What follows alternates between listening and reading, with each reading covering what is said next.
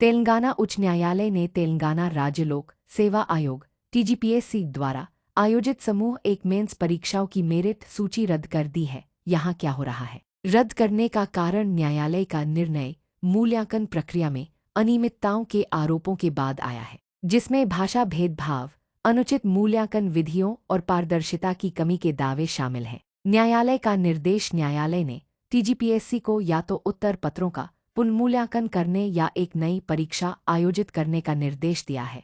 यदि पुनर्मूल्यांकन संभव नहीं है तो आयोग को 8 महीने के भीतर एक नई परीक्षा आयोजित करनी होगी। नियुक्ति प्रक्रिया पर प्रभाव। पुनर्मूल्यांकन या नई परीक्षा पूरी होने तक नियुक्ति प्रक्रिया रोक दी गई है। तब तक कोई नियुक्ति पत्र जारी नहीं किया जा सकता है। प्रभावित उम्मीदवार हजारों उम्मीदवार जो पहले के चरणों में उत्तीर्ण हुए थे, अब आयोग के अगले कदम की प्रतीक्षा कर रहे हैं। सरकारी प्रतिक्रिया। मंत्री के टी रामाराव ने उच्च न्यायालय के फैसले को सरकार के लिए एक सबक बताया है और सरकार से अपील की है कि वह बिना अपील या बार बार अदालत के मामलों के फैसले को तुरंत लागू करे। न्यायालय का निर्णय भर्ती प्रक्रिया में निष्पक्षता और पारदर्शिता सुनिश्चित करने के उद्देश्य से है और टीजीपीएससी से अपेक्षा की जाती है कि वह निर्धारित समय सीमा के भीतर निर्देश का पालन करेगा। न्यायालय के निर्णय के विस्तृत मुख्य बिंदु निम्नलिखित हैं। पुनर्मूल्यांकन प्रक्रिया। न्यायालय ने टीजीपीएससी को सुप्रीम कोर्ट द्वारा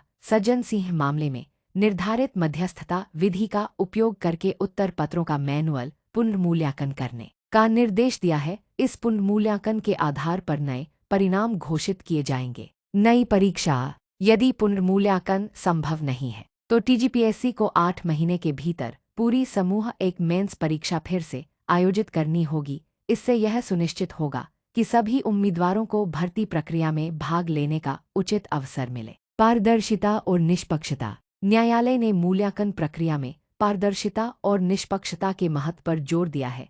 पुनर्मूल्यांकन या नई परीक्षा इस तरह से आयोजित की जानी चाहिए जिससे सभी उम्मीदवारों के साथ समान व्यवहार हो। समय सीमा। आदेश प्राप्त करने की तारीख से 8 महीने के भीतर पूरी प्रक्रिया पूरी की जानी चाहिए, चाहे वह पुनर्मूल्यांकन हो या नई परीक्षा। नियुक्ति प्रक्रिया पर प्रभाव।